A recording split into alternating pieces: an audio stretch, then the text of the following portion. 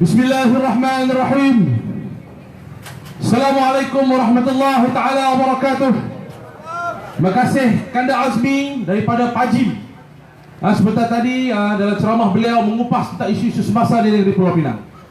Tuan-tuan, yang pertama tuan-tuan, kita kena ingat kematian arwah Adib tidak dibela lagi tuan-tuan. Apa yang berlaku dalam inkuest siasatan arwah Adib sehinggakan peguam negara mengarahkan agar peguam yang dipilih oleh kementerian digugurkan. Perempuan tu nama apa saya tak ingat dah. Ingat tak tuan-tuan? Sehinggakan sekarang ini keluarga arwah Adib ambil lawyer, saman pula peguam negara. Tuan-tuan tengok apa berlaku kepada mendiang Teo Meng Hock. Ingat tak Teo Meng Hock yang mati dekat SPRM Selangor, yang dikatakan bunuh diri? Sampai ke hari ini dia korek kes tu tuan-tuan. Sebab apa? Kuasa berada di tangan mereka. Jadi kita nak maklumkan kepada seluruh umat Islam yang syahadah, jangan lupa tuan-tuan, sematkan dalam diri anda bahawa kematian arwah Adib belum lagi dibela. Ini tuan-tuan yang saya nak bagi tahu kepada tuan-tuan, kenapa harus dibela. Kenapa harus kematian Adib ini harus kita pastikan ianya menjadi dalam keadaan keadilan yang betul. Kerana di Malaysia ini merupakan sebuah negara Islam. Siapa kata Malaysia negara sekular? Malaysia bukan sebuah negara sekular tuan-tuan. Malaysia ini merupakan sebuah negara Islam yang telah termaktub dalam perlembagaan negara. Malaysia ini tuan-tuan, tertubuhnya Malaysia ini dia ada undang-undang dia. Tertubuhnya Malaysia ini dia ada perlembagaan dia. Malaysia ini dia ada buku dia. Buku dia ni. Ambil Ustaz, mamu. Saya suka cakap pasal buku ni. Apa cakap lah pasal ni, aku cakap pasal buku ni. Buku yang kecil yang saya pegang ni tuan-tuan dinamakan Perlembagaan Persekutuan. Kalau bahasa Inggeris dia panggil National Constitution. Dalam perlembagaan ini merupakan perundangan ataupun undang-undang tertinggi dalam negara kita. Apa saja undang-undang yang dibuat, digubal di parlimen, ianya tidak boleh sama sekali bertentangan dengan Perlembagaan Persekutuan ni. Buku kecil ni. Semua ni anak-anak muda, pakcik-pakcik kena start baca buku Perlembagaan Persekutuan. Bukan lawyer je baca. Sebagai menjadi rakyat Malaysia, kita harus tahu apa itu Perlembagaan Persekutuan. Tuan-tuan tahu tak kenapa kaum-kaum lain seronok dia berpelekeh kita? Sebab orang Melayu ni tak berapa tahu sangat pasal isu perlembagaan ni. Mereka khatam, mereka tahu di mana kelebihan orang Melayu Islam dalam buku ini. Mereka tahu di mana lubuk-lubuk yang mereka nak gunakan untuk menghentam kita dalam buku ini. Kerana orang mereka ramai lawyer. Orang kita pun ramai lawyer juga. Tetapi rakyat harus lebih faham. Yang pertama, tadi saya suka mendengar apabila saudara Azmi menyatakan bahawa perkara 3 dalam buku ni, bab nombor 3. Bab nombor 3 ataupun artikel 3, dia kata Islam agama persekutuan, tuan-tuan. Dalam perlembagaan dia tak kata Islam agama rasmi. Dalam perlembagaan ini dia kata Islam adalah agama persekutuan. Tapi kita nak kata apa? Islam agama rasmi Malaysia. Islam agama rasmi. Salah tuan-tuan. Hari ini orang Sungai Pinang telah diperbetulkan maklumat yang pertama. Islam bukan agama rasmi. Islam ni kalau dia kata agama rasmi, saya nak tanya tuan-tuan, agama apa yang tak rasmi kat Malaysia? Kalau kita kata Islam ni agama rasmi Malaysia, habis agama apa yang tak rasmi kat Malaysia ni? Oh, agama-agama ni juga agama tak rasmi? No, silap. Kalau kita kata Islam agama rasmi, maknanya ada agama yang tak rasmi. Contohlah, hari ni saya buat pergi kenduri, bini nombor 1, bini rasmi saya. Besok pergi kenduri, saya buat bini nombor 2, bini tak rasmi saya. Boleh lagu tu mami-mami? Dia pasti panggil penyapu kat aku habis lagi. Ada Agus. Ada itu boleh? Tak boleh. Dalam perlembagaan dia kata Islam agama persekutuan. Maknanya Islam is the religion of federation. Islam is the only religion. Maknanya Islam adalah satu-satunya agama yang diiktiraf oleh kerajaan persekutuan, oleh Persekutuan Malaysia, oleh kerajaan negeri ataupun mana-mana persekutuan dan negeri yang bernaung di bawah Malaysia. Satu saja tuan. Maknanya negara Malaysia hanya ada satu agama sahaja yang diiktiraf. Dan dalam buku ini tidak ada satu pun perkataan agama-agama lain. Buddhis kah, Kristian kah, Hindu kah, tak ada. Saya dah cari, saya dah belik dah, tak ada. Ini mereka itu semua digelar agama-agama lain. Sama juga macam dalam itu tadi dari segi agama, sekarang dari segi kaum. Dalam perlembagaan tidak langsung disebut Melayu agama rasmi, tak ada. Melayu dan Bumi Putra saja yang ada dalam ini. Yang lain disebut sebagai kaum-kaum lain. Sebab tu saya kata beruntung tuan-tuan kita menjadi bangsa Melayu di bumi Malaysia ini. Kita menjadi orang Islam. Agama persekutuan maknanya apa? Untuk agama Islam boleh mengguna pakai dana kerajaan Malaysia, boleh mengguna pakai dana kerajaan negeri-negeri.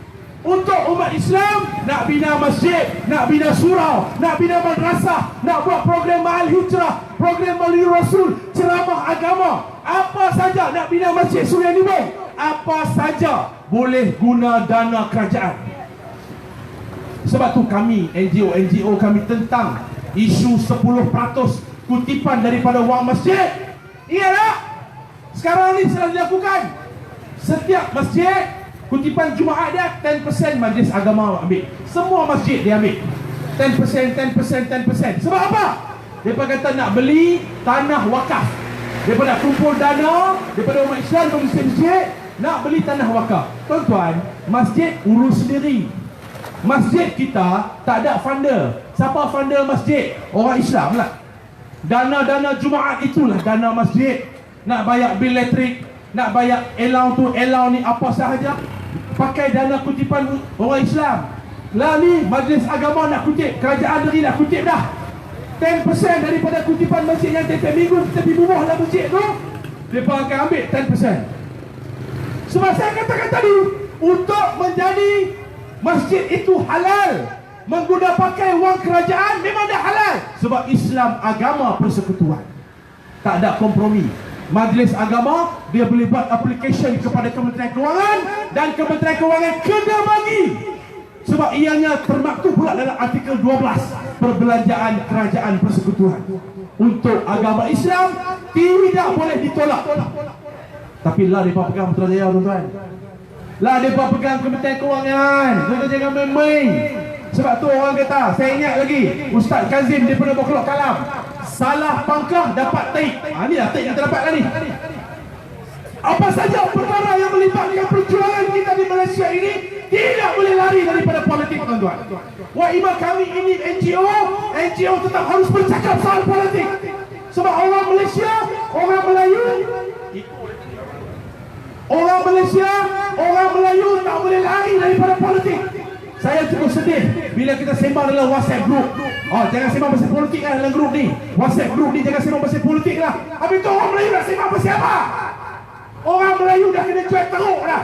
Baru-baru ni pilihan raya ke-14, fitnah berlelosa. Habis kuasa orang Melayu. Hari ni tak ada sembang lagi dalam grup. Orang Melayu kenapa? Tutup mulut. Biar Cina daripada dalam grup daripada sembang tentang kebaikan agama mereka, tentang penambahbaikan kaum mereka. Yang kita jangan sembang politik, jangan sembang politik. Come on, bangkit wahai bangsa aku. Yang ketiga, artikel 152 dalam buku ini lagi. Artikel 152 dalam perlembagaan dia kata bahasa Melayu. Bahasa Melayu, bukan bahasa Malaysia. Dalam buku ini tidak pernah ada perkataan bahasa Malaysia. Sukacita saya nak maklumkan tuan-tuan, bahasa Melayu ialah bahasa kebangsaan, bukan bahasa rasmi. Bahasa rasmi ada, bahasa tak rasmi. Bahasa Melayu is the only language being recognized by the Federation. The only language. Makanya dalam perlembagaan menyatakan bahasa Melayu, kita kena tulis dalam bahasa Melayu dalam setiap gerak kerja kerajaan. Sekarang Kementerian Kewangan keluarlah dalam bahasa Mandarin. Ada beberapa Kementerian Sumber Manusia keluar dalam bahasa Tamil. Itu salah tuan-tuan. Allah yarham Tun Dr. Ismail, Timbalan Perdana Menteri dulu, dia pernah terima satu surat dalam bahasa Inggeris. Dihantar balik surat tu. Dia kata, please communicate with me in Malay language. Dia pernah translate lah. Itu dia tuan-tuan, orang darah perjuangan. Itu kuasa dalam bahasa Melayu. Termasuk dengan papan-papan iklan. Tuan-tuan tengok papan-papan iklan. Papan-papan iklan yang tidak ada bahasa Melayu adalah melanggar perlembagaan dan salah di sisi undang-undang. Majlis Perbandaran buat dodo kan. Berapa banyak tulisan dalam bahasa Inggeris, bawah ada tulisan Cina. Salah. Bahasa Melayu tak ada. Banting-banting yang digantung di tepi-tepi jalan, di tiang-tiang elektrik, kena ada bahasa Melayu. Tak ada bahasa Melayu, kan banting itu tidak boleh dikeluarkan permit.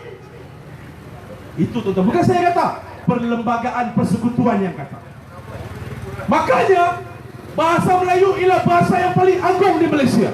Tidak ada orang boleh bertikai soal bahasa Melayu. Dan yang ketiga, yang keempat, artikel 153. 153 cukup terkenal lah. Dia kata apa dalam buku ni? Yang di-Pertuan Agong, nampak? Dia sebut yang pertama sekali, yang di-Pertuan Agong harus memastikan bahawa orang Melayu, ada disebut dalam perlembagaan, orang Melayu, pribumi, Bumi Putera Sabah Sarawak, Bumi Putera Sabah dan Bumi Putera Sabah dan Sarawak harus dipastikan terbela nasibnya. Apa dia? Yang pertama, pendidikan. Budak Melayu kalau masuk UiTM ataupun buka universiti untuk orang Melayu, siapa tak boleh pertikai. Sebab itu hak anak-anak kita. Itu hak anak-anak tuan-tuan. Kita bukan bangsa tongkat. Saya nak bagi tahu tuan-tuan bahawa orang Melayu bukan bangsa bertongkat. Yang kita dapat semua ni bukan orang bagi dekat kita. Itu semua ialah hak kita. Kenapa ada hak kita? Kenapa itu hak kita? Saya kata hak kita sebab pada tahun 1957 apabila Tunku Abdul Rahman nak mencapai kemerdekaan bersama British, British kata, hampa boleh dapat merdeka, tapi hampa kena terima kaum Cina dan kaum India, or else you won't get an independence. Hampa kena terima dua kaum ini. Tunku kata, macam mana tak boleh lah, mereka bukan orang asal, mereka ni pendatang, kita kena hantar mereka balik. British kata no. British kata tak boleh hantar balik sebab kos nak hantar mereka balik itu tinggi. Nak pakai kapal lah berjuta dan beratus ribu dah dipakai sini. Nak hantar balik kos tinggi. British kata accept then I give you independent. Tunku kata okay fine, no problem. Tunku kata okay. Dan mereka nak buka pula 1948, 1948 British nak buat Malayan Union. Tuan-tuan tahu tak Malayan Union tu apa? Malayan Union itu sebuah negara yang bernama Malayan Union, bukan Malaysia. Tidak ada hak Melayu, tidak ada Islam, tidak ada apa, raja-raja semua tak ada. Hak sama rata. Itu yang orang Melayu bangun. Salah satu daripada persatuan-persatuan yang bergabung dulu. Setiap negeri dia ada Persatuan Melayu Pulau Pinang, Persatuan Melayu Perak, Persatuan Melayu, semua bergabung menjadi pertumbuhan kebangsaan Melayu bersatu. Saya nak cakap politik, ini sejarah. Itulah hadirnya parti itu. Dan Tunku kata boleh, hampa boleh terima, kami boleh terima. Maknanya orang Melayu mengorbankan status kewarganegaraannya tuan-tuan. Mana ada negara pribumi dan senang-senang bagi warga negara ke orang. Tak ada. Saya bukan cakap resis. Saya boleh, tuan-tuan nak tangkap saya, tangkap. Saya cakap berdasarkan perlembagaan. Come. Orang Melayu 1957, orang Melayu mengorbankan status kewarganegaraannya kepada kaum-kaum lain, iaitu Cina dan India. Dengan syarat mereka harus terima hakikat bahawa yang pertama tadi ya, Islam agama persekutuan, hak-hak istimewa orang Melayu, raja-raja Melayu. Nampak? Ini adalah barter trade. Kita gada besar tau. Kita gada warga negara, kita bagi orang duduk tanah kita. Tuan-tuan, cuba besok lah kita naik flight pergi Amerika. Lepas tu kita pergi dekat Department Pendaftaran Negara, I want to be American citizen. Boleh tak? I want to be American citizen. Boleh tak? Saya nak jadi warga negara Amerika. Boleh tak? Makcik boleh makcik? Kita apply besok jadi Amerika dengan orang apa? Makcik tak ada kata apa? You know this? This is penyapu. Lepas tu halau kita keluar, betul tak? Mereka halau kita. Mana ada negara. Tapi Malaysia, orang Melayu mengorbankan status warga negaranya, tuan-tuan. Mereka boleh duduk sini, mereka boleh berniaga, mereka boleh buat duit, mereka boleh mengundi. Mereka boleh mengundi, tuan-tuan. Mereka boleh berniaga, mereka boleh menjadi ahli parlimen, dan mereka boleh juga menjadi Perdana Menteri kalau kena cara dia. Apa gaduh lagi? Apa gaduh lagi? Orang Melayu kan? Apa gaduh lagi? Tidak ada dalam buku ini melarang orang bukan Melayu menjadi Perdana Menteri. Tak ada. Siapa saja yang mendapat majoriti dalam parlimen, dialah yang boleh menjadi Perdana Menteri. Jangan buat main, tuan-tuan. Atas itu, orang Melayu diberikan hak bumi puteranya, hak istimewa, Islam, agama persekutuan, raja-raja Melayu. Itu hak kita. Kita bukan bertongkat. Bukan kita bangsa bertongkat. Bertongkat ni, tuan-tuan, orang bagi kat kita, kita pakai. Nah, orang Melayu, nah, kami bagi kat hamba. Tak ada. Ini bukan. Nah, orang Melayu, kami bagi kat hamba. Yang itulah bertongkat. Orang Melayu ada haknya. Ingat, hak dengan hadiah, dua perkara yang berbeza. 153. Lagi, artikel yang mereka marah sangat dekat orang Islam ni apa, tuan-tuan? Ada lagi undang-undang dalam buku ni yang mereka marah sangat dekat orang Melayu ni apa dia? Artikel 11. Ni saya nak bagi tahu kat makcik-makcik kena tahu, anak muda kena tahu. Yang kata syahadah ni apa kena tahu? Betapa besarnya apa menjadi orang Islam di Malaysia. Di Malaysia, Islam ya'lu wa la yu'la alaih. Islam itu tinggi. Tidak ada lagi perkara yang tinggi melainkan Islam. Sebab apa? Artikel 11. Dia kata apa? Dalam buku ni artikel 11 dia kata, orang bukan Islam tak boleh pergi dakwah orang Islam masuk agama mereka. Ni bukan saya kata, buku ni kata. Sebab tu tuan-tuan ingat tak zaman Pak Lah dulu? Masa Pak Lah jadi PM, ada gerakan dia panggil geng anti artikel 11. Mereka nak buang artikel di dalam perlembagaan. Sebab apa? Masa tu tengah hangat isu Lina Joy. Ingat tak Lina Joy? Lina Joy, orang Islam yang convert ke Kristian. Okey? Artikel 11 dia kata apa? Orang bukan Islam tak boleh dakwah orang Islam masuk agama mereka. Tapi orang Islam boleh berdakwah kepada orang bukan Islam. Bukan saya kata. Buku ni kata, Perlembagaan Persekutuan kata. That is article 11. Artikel 11. Maka kalau tuan-tuan pernah dengar tak baru-baru ni, ada isu beberapa priest ataupun padri dia tunggu depan sekolah Bukit Tajam, sekolah BM High School. Budak-budak Melayu keluar, dia bagi flyers. Ingat tak? Dia bagi flyers Kristian. Ingat tak? Ingat. Itu salah di sisi undang-undang. Kami dapat laporan polis, tak tangkap pun.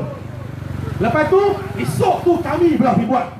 Kami pergi tunggu depan sekolah Cina, kami pergi bagi flyers. Allah is love. The beauty of Islam. Kita bagi. Oh, dia pula berapa? Oh, apalah orang Islam. Kami buat tak salah, tuan-tuan, sebab kami tidak melanggar artikel 11. Yang kedua, tuan-tuan tengok dalam TV kita tak?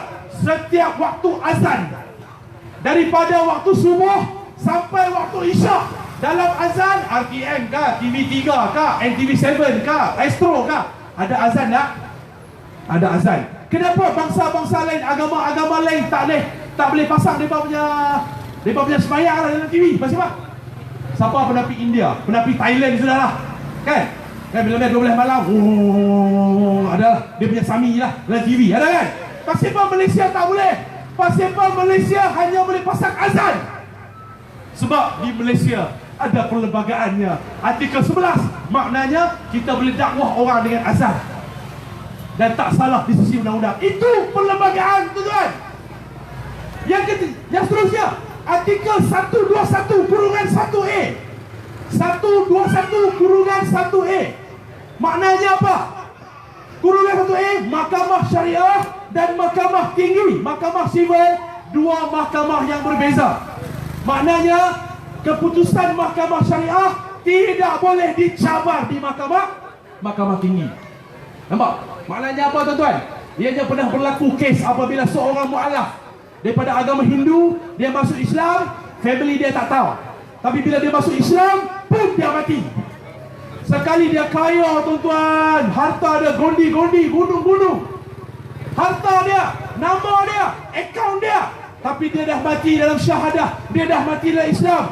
maka kes itu dibicarakan di mana? Mahkamah Sivil ke Mahkamah Syariah? Mahkamah Syariah, harta pusaka. Harta pusaka masuk Mahkamah Syariah. Makanya duit itu masuk Baitul Mal. Family dia tak berhati. Oh, keluar pula artikel 121 ini menzalimi.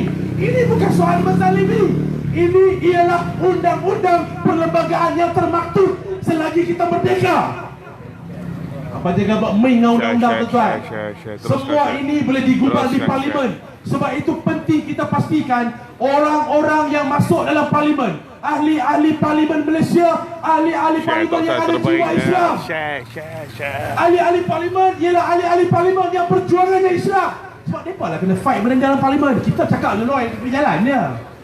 Kena beri kesedaran kepada tuan-tuan semua. Sebab itu penting tuan-tuan menjadi orang Islam. Anak kita masuk UiTM bukan sangat sebab UiTM tu kerajaan bagi free. Bukan. Sebab anak kita tu Melayu, anak kita tu Islam, maka UiTM tempat anak kita. Maka kerajaan tubuh universiti-universiti Islam. Saya lepasan graduan Universiti Islam Antarabangsa. Sebab apa? Kerajaan buat universiti Islam. Sebab universiti Islam tu untuk orang Islam. Di mana? Perlembagaan 153, perlembagaan artikel 3. Boleh buat apa saja untuk orang Melayu, orang Islam. Sekarang mereka berkuasa di Putrajaya. Nak buat tulisan Jawi pun punya seksa, tuan-tuan. Tidak? Siapa kata dulu tak berjuang tulisan Jawi? Siapa kata mereka ni sangatlah champion Jawi? Dulu Pak Lah dah buat dah JKAF. Ingat dah JKAF? Pak Lah dah buat JKAF awal dah. Semua madrasah-madrasah yang tak daftar dengan kerajaan, register dengan Kementerian Pendidikan, buat JKAF. Lepasan Azhar, lepasan Mesir. Semua ni telah pun diberi gaji oleh Kementerian Pendidikan. Ajak Jawi. Sekarang ni budak-budak kita tak buta Jawi lah. Yang buta Jawi tu golongan yang tak mau Jawi lah. Hari ini tuan-tuan, saya sedih apabila kenyataan dikeluarkan oleh Yang Berhormat Menteri Belia dan Sukan, YB Syed Saddiq. Dia kata China dan India kawan saya. Zakir Naik yang kena keluar daripada Malaysia. Allahu Akbar. Saya dah tak tahu dah, tuan-tuan. Inilah jadinya apabila menjadi orang Melayu yang mengharapkan undi daripada bukan Melayu. Inilah jadinya. Ingat tuan-tuan, ingat. Saya tak cakap politik, saya cakap perlembagaan. Peri penting kita mempertahankan perlembagaan kita, tuan-tuan. Kalau kata saya nak kupas buku ni 3 hari, tak lepas. Sebab saya pergi kursus pun 7 hari. Jadi tuan-tuan, cukup sekadar itu. Sedikit sebanyak saya harap ibu-ibu, ayah-ayah yang ada di sini ingat artikel penting.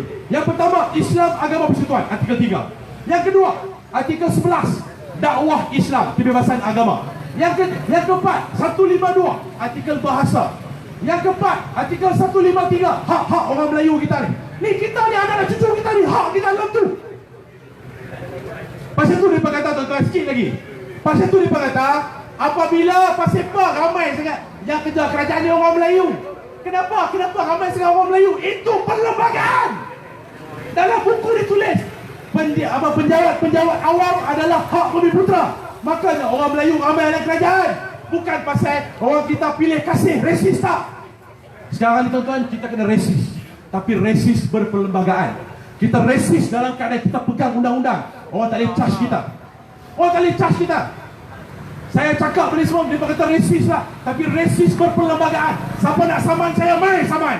I'm talking fact and figure. Kalau you tak tahu apa, you balik. Itu bagi tahu kat mereka, tuan-tuan.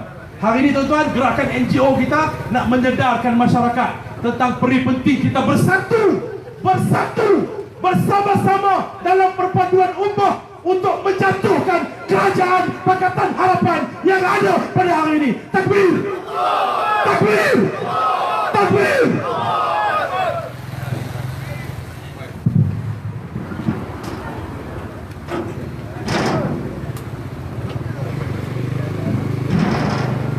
Terima kasih pada Naib Perkasa Negeri Pulau Pinang, Saudara Yaakob.